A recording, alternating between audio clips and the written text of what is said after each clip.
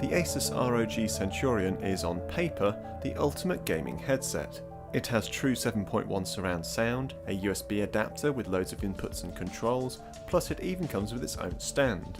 But costing £220, can it possibly justify such a high price? Well, it certainly makes a good first impression. It arrives in an enormous sturdy box that displays the headset in all its glory. Although if you ever have cause to want to get the headset back into its box, its appeal soon wears off. Included with the headset you get the aforementioned stand and USB adapter, along with a splitter cable for attaching surround sound speakers to the USB adapter, and there's a USB cable for power. Taking a quick look at this stand, it's a simple plastic affair made from cut and bent sheet plastic. It will probably scratch and break fairly easily, but it's tough enough it should survive a few falls from your desk, and it holds the headset securely enough. The main issue is how light it is. You'll probably want to affix it to your desk in some way to make using it a little easier.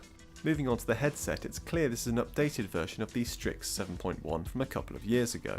It's largely the same design and shape with the same feature set, and the USB adapter looks very similar too. What Asus has sensibly done though is change the styling. The weird glowing eyes of the Strix were a step too far. This time round you still get lights, but in the form of slightly more subtle Republic of Gamers logos. Forward of these are small decorative etched metal plates, but otherwise the rest of the headset is muted matte black plastic. The overall look is not exactly what you'd call modest, but it's not too garish.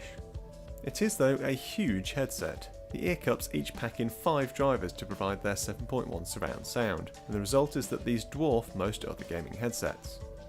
Despite this size, the Centurion's ear cups aren't all that comfortable.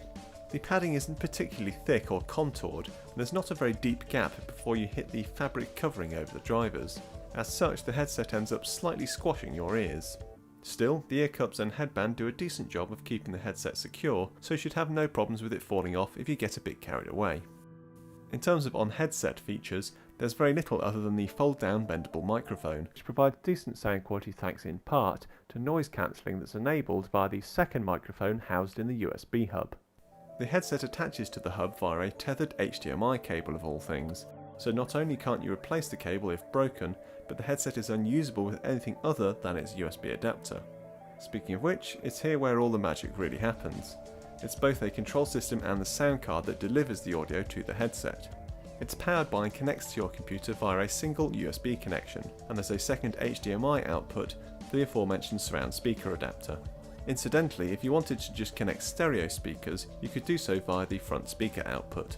The hub centres around the volume wheel that also controls various other settings like individual channel volume, lighting level and the spectrum audio profiles.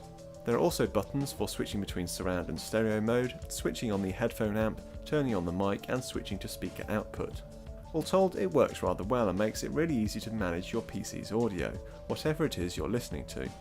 That said, it would have maybe been nice to have Bluetooth connectivity or an extra input so you can plug in your phone. To get the most from the Centurion, you'll need to install the accompanying software, which is comprehensive and easy to use, though quite why it defaults to turning on every single unnecessary effect I do not know. Sound quality though is where the Centurion really shines. In stereo, it's clear that there's some quality audio circuitry in here, as the level of detail is way beyond most gaming headsets. There's power too, with plenty of bass and mid-range drive. Top-end dedicated stereo headsets such as the Sennheiser Game 1 still outclass it, but it's far better than just about any other surround headset, virtual or otherwise. Switching to surround mode, and that true 7.1 shows what it's all about.